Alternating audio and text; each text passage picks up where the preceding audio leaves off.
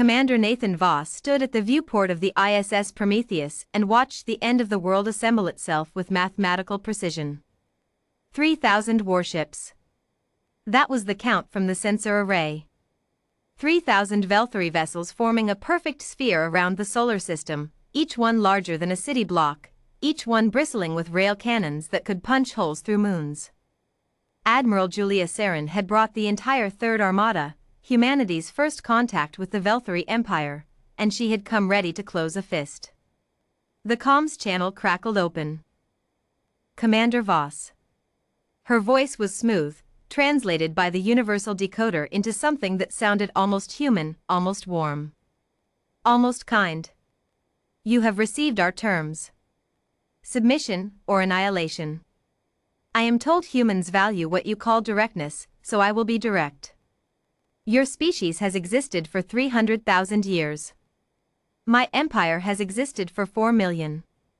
You will not find a more generous offer today. Nathan didn't answer immediately. He turned from the viewport and looked at his bridge crew. Lieutenant Park. Commander Osei. Engineer Delacroix. Every one of them watching him with steady eyes. Not afraid, focused. Admiral Sarin, he said at last, I need you to understand something before we continue this conversation. Speak, then. We've been watching your formation for 11 hours. He pulled up the holographic display, the sphere of Valkyrie warships rendered in cold blue light, Earth a pale marble at the center. It's a beautiful piece of tactical geometry. Truly. Whoever designed it has my respect. A pause. You are attempting to flatter me into mercy? I'm attempting to warn you. Nathan set his coffee down, real coffee, Colombian, one of the last things that still mattered to him at the end of every shift. Admiral, we've spent the last 11 hours putting ships inside your formation. Silence. Not hesitation. Not skepticism. Silence, the silence of someone running numbers that don't add up. Julia Sarin was 400 years old. She had commanded the Third Armada for 60 of those years. She had broken 3 planetary coalitions, absorbed 11 civilizations, and never in 6 decades of fleet command had she encountered a situation that made her hands, a gesture her species did not naturally perform, but which she had learned from studying conquered races, still. Her hands were still. That is not possible, she said carefully. Our sensor nets are absolute. Nothing has crossed the boundary of the formation since. Since you deployed it? You're right. Nathan's voice was almost gentle. Nothing crossed the boundary. They were already inside when you got here. On her command display, warning lights began to bloom. 1. 5. 12. 40. 40 contacts, appearing like sparks in dry grass, scattered through the gaps of her formation, not clustered, not grouped, but threaded through her ships like needles through silk. They had been running silent, drifting on ballistic trajectories for, her navigational AI calculated the vectors, for 3 weeks. 3 weeks before the ultimatum had even been delivered. Before she had made the decision to encircle. Her tactical officer's voice cracked. Admiral, they're positioned at 17-degree intervals throughout the inner formation. If they fire simultaneously? I know what happens if they fire simultaneously, Julia said quietly. She knew exactly. She had studied human mathematics. She had studied human history. What she had perhaps failed to study adequately was human patience. Voss.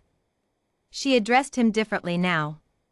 She could hear it in her own voice, the shift, the slight recalibration. A woman reassessing a landscape she thought she had memorized. You placed these ships before negotiations began. Before you knew there would be no negotiations, Nathan corrected. We're not a young civilization, Admiral. We don't get 300,000 years of history without learning a few things about how conversations like this one start. There was a man on the Prometheus bridge, Osei had worked with him for 9 years, who had once told Nathan that the terrifying thing about humans was not aggression. Dozens of species were aggressive. The terrifying thing was preparation. Humans prepared for outcomes before they were outcomes. Humans built contingencies for contingencies.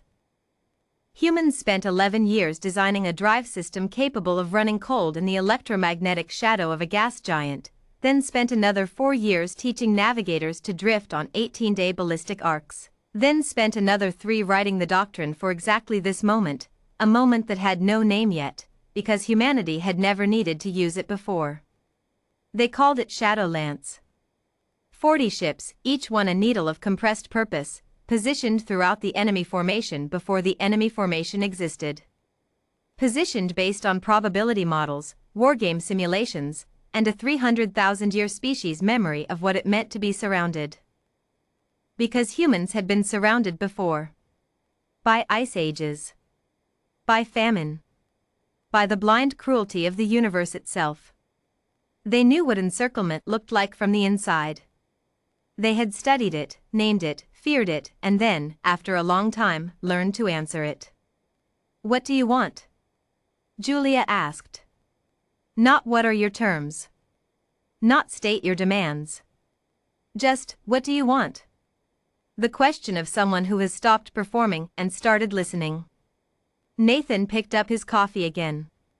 "We want to be left alone," he said. "That's genuinely all. We want to build things and break things and argue with each other about philosophy, and we want to keep doing it on our own terms. We're not interested in your empire. We're not interested in being absorbed. We're not a prize, Admiral. We're a people. You are 40 ships against 3,000. We are 40 ships inside 3,000. He let the distinction breathe. I have targeting solutions on your flagship right now. I have targeting solutions on your fuel relays, your command nexuses, your communications arrays. My engineers spent 4 years figuring out exactly which nodes, if removed, collapse Veltari fleet coordination. A pause. We didn't build this capability to use it. We built it so we'd never have to. Julia Sarin stared at the display. 40 contacts. 40 needles, poised. She thought about the 11 civilizations. She thought about the 3 planetary coalitions. She thought about how each of them had responded to encirclement, with panic, or pleading, or futile last charges that accomplished nothing but the documentation of courage without strategy. None of them had been inside the formation already.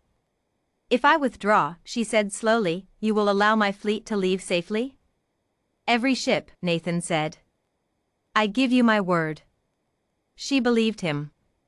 She was not entirely sure why. Humans were new, humans were unknown, humans were strange in ways her 400 years had not prepared her for. But the voice on the comms was steady. No triumph in it. No gloating. Just a man who had prepared very carefully for a conversation he had hoped never to have. Commander Voss. She was quiet for a moment. "What are you people?" He almost smiled. She could hear it. "We're the ones who spent 3 weeks hiding inside your fleet before you knew we existed." He set his mug down gently. "And we're the ones offering to let you go home." A breath. "I'd take the offer, Admiral. It won't come from a younger species." The Veltari Third Armada withdrew in good order, formation intact, over the next 6 hours. Nathan Voss watched them go from the same viewport where he had watched them arrive. Behind him, the bridge crew were quiet, not celebrating, just present, the way humans sometimes are after a thing that mattered. Osei appeared at his shoulder. "Think she'll be back?" Nathan thought about Admiral Julia Sarin, 400 years old, 4,000,000 years of empire behind her, and the look in her silence when she realized the prey had already moved. "No," he said. "I think she's going to go home and write a very interesting report." He picked up his coffee. Outside the viewport, the last Veltari ship folded into transit space and was gone. Earth hung in the dark, pale and blue and quietly, stubbornly here, the way it had always been, the way it intended to remain.